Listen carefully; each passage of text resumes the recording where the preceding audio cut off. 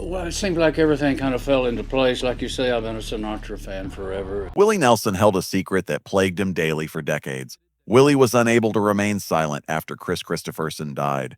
He acknowledged that Kris was more than just a bandmate or friend. Willie survived his darkest years because of him. There is, however, something far more destructive. Willie waited till Kris passed away to utter it aloud at last. He said he detested himself for never being honest with Kris. You will be devastated by what Willie revealed about those desperate evenings. Some secrets are too burdensome to bear by themselves. On April 29, 1933, Willie Nelson was born in Abbott, a small Texas town. There were only 300 or so residents. The Great Depression was in the midst of it. America's most severe economic disaster. The unemployment rate was 1 in 4, and Willie's mother left in the middle of this conflict. She left to look for employment when he was just 6 months old, and she never returned, not once. His father also left shortly after. Willie and Bobby, his sister, were abandoned and left behind, with their grandparents as their only caregivers. They went to live with their grandfather Alfred and grandmother Nancy. Nancy was a piano instructor. Alfred was a blacksmith by trade. The family had very little. In order to block off the frigid wind during the bitterly cold winters, they adhered newspapers to the walls of their house. Willie was raised in a world that was collapsing, filled with heartache and starvation. Willie was picking cotton in the Texas heat after school by the time he was 7 years old in order to help pay for meals. He came close to death that same year. In 1940, he contracted pneumonia, a disease that was killing kids all over the world. In those days, medicine was poor, and thousands of children perished annually. Willie was fortunate to live. He almost died from the illness, but it also gave him a tenacity. It would sustain him during his most trying moments. He had a life-altering event when he was 6 years old. He received a guitar from his granddad. It was simply an inexpensive one that they could hardly afford and wasn't fancy. However, something clicked as soon as Willie touched it. He was already penning songs at the age of 7. His first one was most likely a basic gospel song rather than a beautiful piece of writing. That was in 1963, considerably later. However, music provided him with a means of survival even as a youngster. He was already performing at local taverns by the age of 10. Picking cotton, he earned more than most adults. His home life wasn't free, yet this young child in dusty overalls had developed into a musical prodigy. His grandmother had a strong religious conviction. She visited Abbott's Methodist Church, which has been there since 1899. She prohibited dancing. It was a sin, in her opinion. Willie pretended to be the ideal church lad by singing in the chorus every Sunday. In private, however, he smoked cigarettes and drank beer. He was afraid that he would burn in hell. Additionally, he listened to Bob Wills and his Texas Playboys music, which his grandmother would have described as the devil's work, on the radio while she prayed. In an odd turn of events, Willie purchased the same church years later to prevent its closure. He never forgot the pain that followed. Willie's grandfather Alfred passed away from pneumonia in 1939 when he was just 6 years old. All of a sudden, the man who had reared him, taught him to play the guitar, and loved him like a father was no longer there. It was like losing the sun, Willie said. Life became even more difficult after that. In order to survive, he had to work long hours and milk cows every morning before school. He felt a fire ignited by that loss. He grew more independent and obstinate. He began to live by his own principles. The spirit of the outlaw started there. Willie enlisted in the U.S. Air Force immediately after graduating from high school in 1950 at the age of 17. His back gave up after just 9 months, despite his desire to serve his nation. He suffered injuries when moving large machinery. He had to be released because of the severity of his injury. His hope of a career in the military was abruptly dashed. He returned to music since he had neither money nor direction. He relocated to Vancouver, Washington in 1956 and started working at K-Van as a radio DJ. He recorded his debut single, No Place for Me, there. On the opposite side, he included a song titled Lumberjack. He even started his own record company, Willie Nelson Records, and charged $1 for the records and his own autograph pictures. He went ahead despite Stardate Records' reluctance to release it.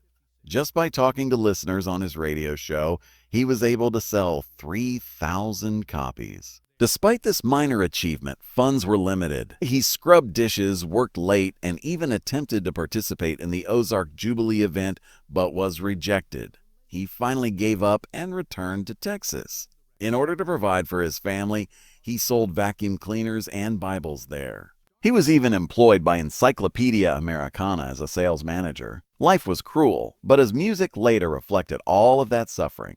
He began performing at crazy honky-tonk bars in Fort Worth. These were violent and noisy places. Every night there were fights.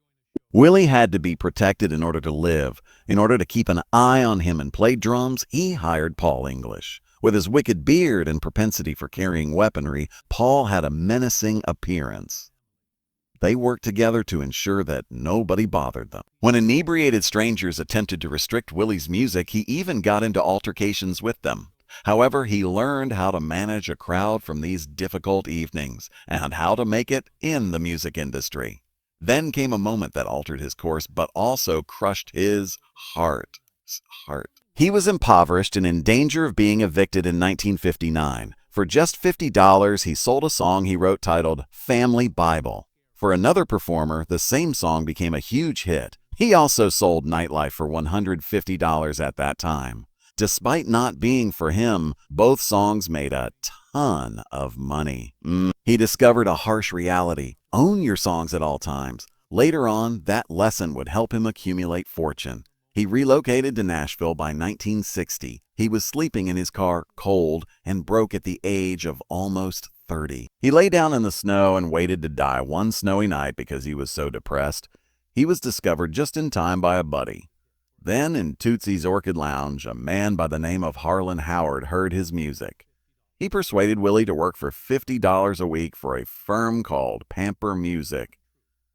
His life was rescued by that meager wage. He penned Crazy for Patsy Cline in 1961. She detested her husband's constant playing of Willie's songs until she eventually listened to Crazy. The song became a crossover phenomenon, her best success. Willie, however, earned very little money. The majority went to the record labels. He detested the Nashville system because of the betrayal. He began to move away from it. His first album, I Wrote, was published in 1962. The album didn't sell, despite having hits like Crazy and Funny How Time Slips Away. The songs were well received, but not when Willie performed them. In order to eat, he had to return to peddling Bibles. His music was making everyone else affluent. He remained impoverished. When Touch Me was released by Liberty Records in 1962, he was given another opportunity. In the country charts, it peaked at number 7. Willie, however, was not interested in adopting the same polished sound as the others. He desired authority. That didn't sit well with Liberty. Thus, they let him go. Despite his accomplishment on the charts, he had nothing. Even though he was not very good at playing the bass, he joined Ray Price's band in 1963. He was able to tour and gain stage experience as a result. But he drank a lot of alcohol throughout this period. He was involved in a serious car accident one evening. He almost died. Though it would take years, he began to realize that he needed to confront his demons. Willie Nelson wasn't expected to be a movie star, but when he co-starred with Robert Redford in The Electric Horseman in 1979, everything changed. The quiet country singer did something that astonished everyone, but no one anticipated that he would shine on camera. He deviated from the plan. He used marijuana to make up his lines, and for some reason it worked. Willie didn't even pose as someone else in the $12 Million film, which went on to become successful. He simply behaved in his typical crazy and erratic manner. At that point, he demonstrated to the world that he was more than just a guitar player. However, the path to that point had begun years before, following his devastating Nashville rejection. He was released by RCA Records in 1972.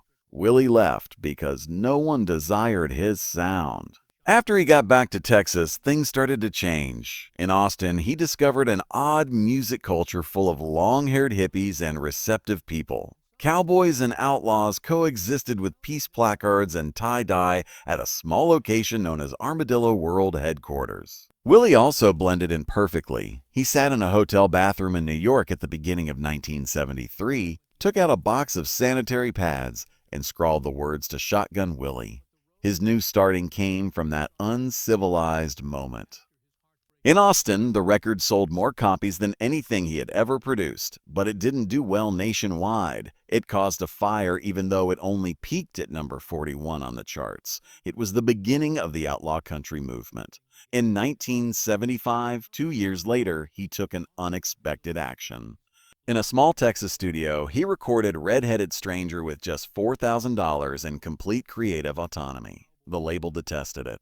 Willie resisted their claim that it sounded like demos. To make a change, as he was finishing it, the record was released. Multi-platinum was the outcome. His first #1 single was his rendition of Blue Eyes' Crying in the Rain. It had been 13 years since he had a top 10 hit. He received his first Grammy for just one song. He demonstrated that unpolished, unadulterated music could triumph over the Nashville machine. But darkness accompanied success. He collaborated with Waylon Jennings on the album Wanted, The Outlaws in 1976. A few new tracks were mixed in with some old ones. It became the first country album to sell 1 million copies, even though no one believed it would make a difference. Everyone was taken aback. It peaked on the pop charts at number 10. Nashville had to take the Outlaws seriously all of a sudden. Willie's reputation as an outlaw took an odd turn the next year in 1977. In the Bahamas, he was taken into custody. In his jeans, customs officials discovered marijuana. He was imprisoned. He was given alcohol in the cell by his friend Hank Cochran. Willie jumped in the air to celebrate his release and ended up landing in the emergency department. Although the judge dismissed the charges, he was permanently barred from the Bahamas. The Bahamas ban hasn't been lifted yet. Willie experienced a sudden, intense discomfort in his chest in 1981 while swimming in Hawaii. He had lost his lung. According to doctors, smoking 2 or 3 packs of cigarettes a day was the cause. He lost about $900,000 when he had to postpone 18 performances. Following that, he continued to use marijuana but quit smoking tobacco. In order to preserve what remained of his lungs, he turned to vaporizers years later. He received an invitation to attend Johnny Cash's Christmas special in Switzerland in 1984. He hung out with Kris Kristofferson, Waylon, and Johnny after the shoot. They began to sing. They had made the decision to start a band by the time they took the plane home. The Highwaymen were their name. Their album Highwayman was released in 1985. It achieved platinum status. This dream group of luminaries felt excluded from contemporary radio. However, their name wasn't liked by everyone. The Highwaymen, a folk group from the 1960s, sued them in 1990. The lawsuit was unsuccessful, but one of their members was appointed a federal judge. The country legends completed their tour and lived up to their moniker. In the same year, Willie's entire world fell apart. He owes $32 million in overdue taxes, according to the IRS. It was among the worst financial catastrophes in the history of music. Price Waterhouse, his accounting firm, had invested his funds in illicit tax havens. His gold albums, piano, studio, and ranch were taken by the IRS. To prevent them from taking that as well, his daughter concealed his guitar, trigger in Hawaii. He had to rent his belongings when friends had to buy them back from auctions. He was destitute, homeless, and ashamed. Willie took an unprecedented step to pay off the loan. The IRS tapes Who Will Buy My Memories is the title of his album. He and his guitar were alone. The IRS received money from each copy sold. It made history and helped, but it didn't completely erase the debt. He had several public conflicts. He was discovered dozing off in his Mercedes on a Texas highway in 1994. There was a marijuana joint in the ashtray. Once more, he was taken into custody. Willie began advocating for marijuana liberalization. However, rather than keeping it a secret, he made a message out of his arrest. His emotional suffering intensified even as his public life deteriorated. Billy, his son, took his own life on Christmas Day in 1991. Billy was only 33. The day before, he had gotten a haircut and purchased new clothes. Depression has been a problem for him. In addition to being on tour, Willie was enduring the IRS nightmare. He almost broke at the loss. "Those were my darkest days," he remarked. Already, his family life had been shattered. After discovering a hospital bill, Connie, his third wife, learned that he had fathered a kid with someone else. In 1988, they got divorced. He wed his fourth wife, Annie D'Angelo, in 1991. Later on, Willie acknowledged that he had a talent for complicating matters. Even his charitable endeavors were controversial. In order to support family farmers, he founded Farm Aid in 1985. In 3 years, they raised $12 million. However, he was accused of utilizing the organization for tax benefits during his financial crisis. Although Willie continued to play, he acknowledged in 1995 that the majority of the proceeds went to farmers who were already facing land loss. He was unable to fix the malfunctioning system. Nevertheless, he continued to compose music. He released an album at the age of 65 that sounded very different from his previous work. It was released on September 1st, 1998, and was titled Tetro. Unlike other artists, he did not record it in a studio. In Oxnard, California, he recorded it in an ancient movie theater. The CD felt eerie because of that odd decision. Despite being simple, the music was rich in atmosphere and drums. The entire experience was dreamlike and unadulterated, with background singing by Emmylou Harris. Willie even revived songs he had written in the 1960s, such as My Own Peculiar Way and Darkness on the Face of the Earth. Wim Wenders, a filmmaker, created a documentary about the sessions because he found them to be so distinctive. When the album was released, it did not receive any Grammy Awards. However, it revealed something far more potent. It demonstrated Willie's lack of fear, not of getting older, not of evolving, and not of disregarding all the rules of country music. People became aware of Tetro's longevity when it was republished in 2017 with 7 new tracks. Then in 2008, something even more startling occurred. When 75-year-old Willie Nelson joined Snoop Dogg on a song on June 14th, fans were taken aback. The song, titled My Medicine, was a blend of rap and country music. Everlast created it, and the music video got viral very fast. It was more than simply unexpected to see the red-headed stranger rapping next to a West Coast legend. It sparked conversation. Older country lovers were incensed. Their clean-cut hero was not going to associate with someone who was well known for using explicit lyrics. Younger admirers, however, adored it. The partnership made one thing very evident when it peaked at number 39 on the Dutch charts. Willie had no interest in remaining in the box. He wanted to be authentic. Additionally, this action demonstrated how, with a compelling message, hip-hop and country could coexist. Something that should have been a time of unadulterated joy occurred in 2015. The Library of Congress awarded the Gershwin Prize to Willie Nelson. He was still singing on the road again in front of a crowded house in Washington, D.C. at the age of 82. However, news of something very personal surfaced during this moment of pride. Only a few weeks prior, Willie had undergone experimental stem cell surgery. He had severe lung damage.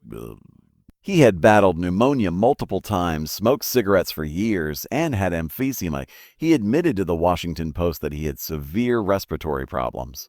In an attempt to regenerate healthy tissue, doctors infused stem cells from his own body into his lungs. The incisions in his stomach made it difficult for him to carry his guitar, and he had to postpone a few performances while he healed.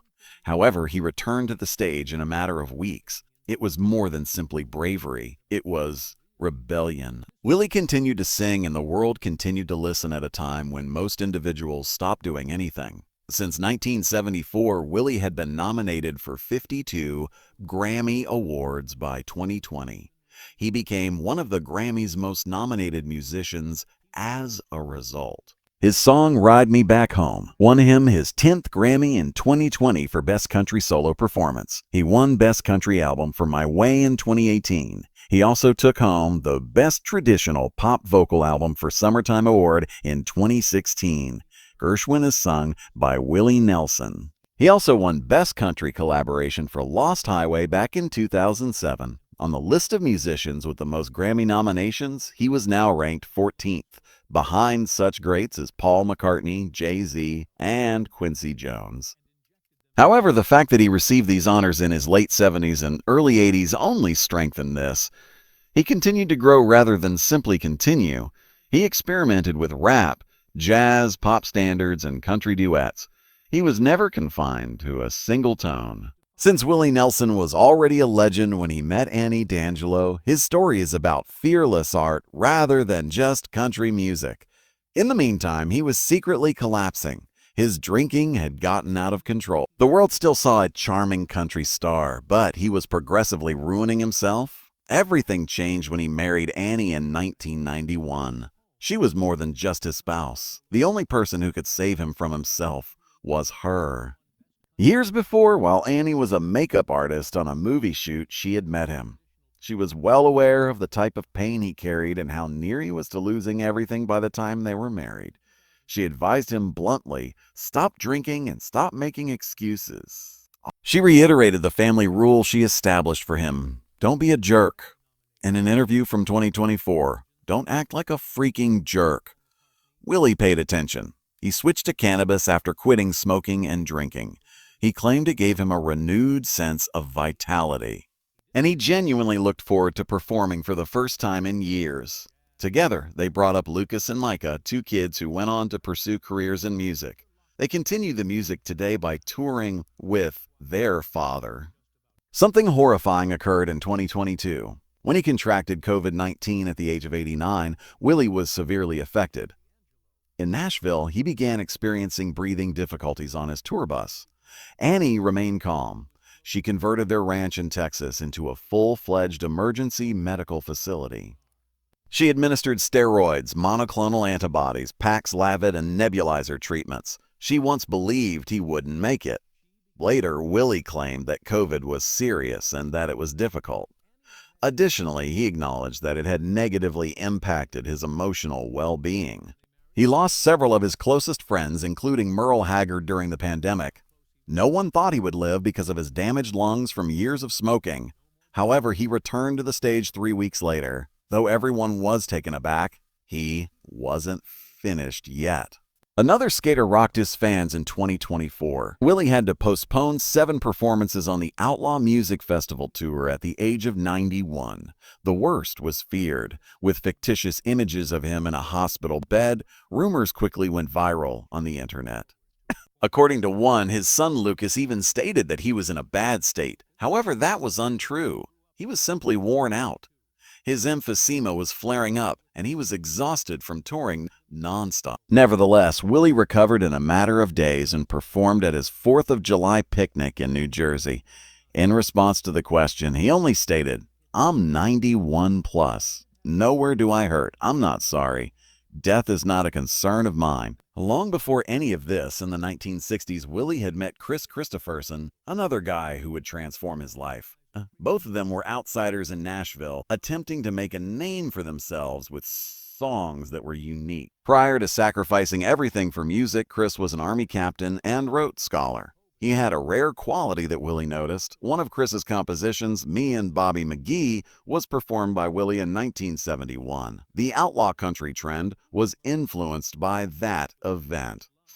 Nearly all of the songs on Willie's CDs, which was published in 1979, were written by Kristofferson. He always said that Kris gave him the courage to be unique. They co-produced The Film Songwriter in 1984. Two legends who were fighting the music industry performed replicas of themselves. As they fed off one another's enthusiasm, they improvised a lot of situations on set, sometimes while intoxicated. The film depicted actual suffering that they had both experienced. At one point, Willie sold his song Nightlife for just $150.